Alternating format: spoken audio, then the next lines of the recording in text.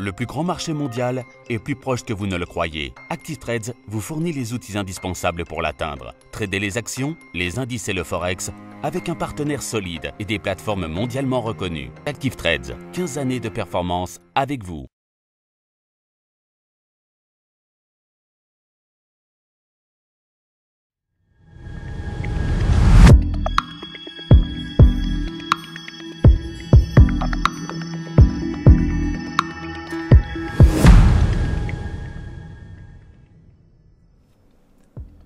Bonjour à tous et bienvenue sur boursicoté.com pour cette nouvelle analyse technique du CAC 40 en clôture. Alors la semaine dernière, je terminais mon analyse en vous disant qu'il fallait surveiller ici cette zone de gap qui était restée ouverte ici entre 5492 et 5480 points. On avait commencé un tout petit comblement partiel vendredi dernier et je vous disais que si on ouvrait ici avec un gap haussier qui correspondait ici à ce gap baissier, eh bien on pouvait avoir ici une configuration en îlot de renversement qui donnerait un fort signal haussier.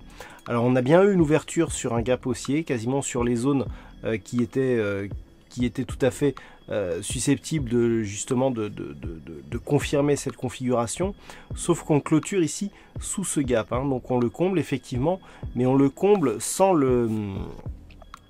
l'invalider, puisque nous sommes ici toujours sur un mouvement baissier à partir du moment où on a ouvert au-dessus de celui-ci. Et donc au terme de cette séance, eh bien, le CAC 40 clôture malgré tout en hausse, avec un peu plus de 7 points gagnés et 0,14% sur cette séance à 5472,91. Alors là où ce matin on aurait pu avoir ici un fort signal haussier, puisqu'on aurait eu ici un gap à l'entrée, un gap à la sortie, avec donc une phase de hausse mais ici un îlot de renversement, et bien là on invalide totalement cette configuration puisque on clôture le gap et on se retrouve sous celui-ci. Donc si on ajoute à cela le fait que après un contact ici sur la bande de Bollinger inférieure, on revient sur la moyenne mobile 20 exponentielle et que l'on repart directement à la baisse, ça va là aussi un peu plus sur un scénario plutôt baissier. Du point de vue des indicateurs techniques, on est ici sur une neutralisation du RSI. Le stochastique est en train d'envoyer un tout petit signal de rebond technique à la hausse par sortie ici de sa zone de survente. Il suit en cela l'indicateur MACD dont les histogrammes s'étaient retournés vendredi à la hausse. Donc on a toujours des histogrammes qui continuent à évoluer à la hausse. Les volumes reviennent tout juste dans la moyenne et la volatilité baisse fortement.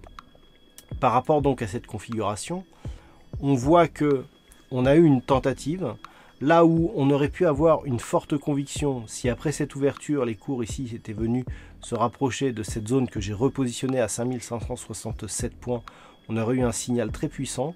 Autant là, on ouvre au-dessus du gap, mais on n'arrive pas à confirmer et on n'arrive pas à tenir ce gap ouvert et on clôture en dessous. Donc c'est un petit aveu de faiblesse. On avait des doutes sur cette dynamique. Le fait ici d'avoir contact moyenne mobile 20 exponentielle et retour ici sur la zone de support des 5469 que j'ai elle aussi repositionné montre que on est plus ici sur un rebond qui reste technique. Alors par rapport au repositionnement, j'ai voulu coller vraiment au marché et matérialiser ici cette zone qui était précédemment résistance et qui est devenue support sur cette séance. Et puis j'ai aussi repositionné la zone ici moyen terme à ce niveau des 5567 points. Donc il faudra mettre à jour les graphiques pour ceux qui suivent ces tracés horizontaux. Et donc par rapport à cette configuration et notamment par rapport aux 5469 points, tant que l'on reste ici au-dessus de cette zone, on est certes sur une dynamique qui n'est pas très forte puisque le comblement ici et le gap ouvert n'a pas validé un signal d'accélération à la hausse, mais on est selon la loi de Dow sur une troisième bougie significative orientée à la hausse, même si ici on baisse par rapport au niveau d'ouverture. Et donc l'objectif reste ici un retour sur cette zone majeure des 5567 points. Niveau d'invalidation serait si les cours repassaient durablement sous les 5469 points. Là où il y aurait invalidation, puisque là où on était sur un gap avec donc un potentiel plutôt haussier, eh bien on est resté sous la moyenne mobile 20 exponentielle et on clôture le gap à la baisse. Un gap qui était déjà baissier, que l'on clôture à la baisse, c'est plutôt mauvais signe. Ça irait dans le sens où le gap se transformerait quasiment en résistance, puisqu'il interdit toute cotation supérieure à son niveau a continué et donc on est retourné ici sur cette zone de point bas. Donc demain on surveillera avec une extrême attention à la zone des 5469 points, car une rupture baissière de ce niveau validerait le scénario ici d'un rebond technique qui vient chercher la moyenne mobile 20 exponentielle et qui repart à la baisse.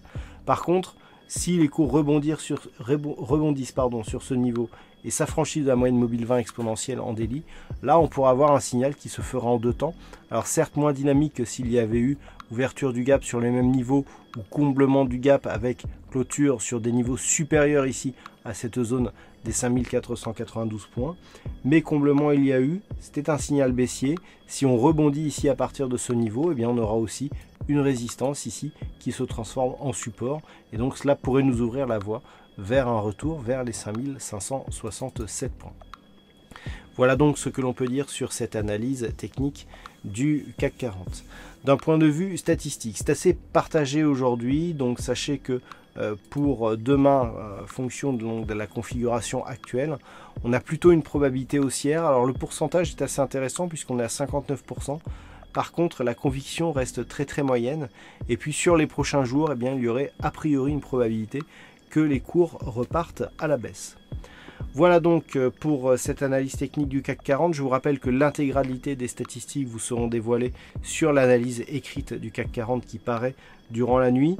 Quant à moi, je vous souhaite une bonne soirée, bonne chance dans le prochain trade. On se retrouve dès demain pour d'autres analyses techniques, toujours sur le site boursicoté.com.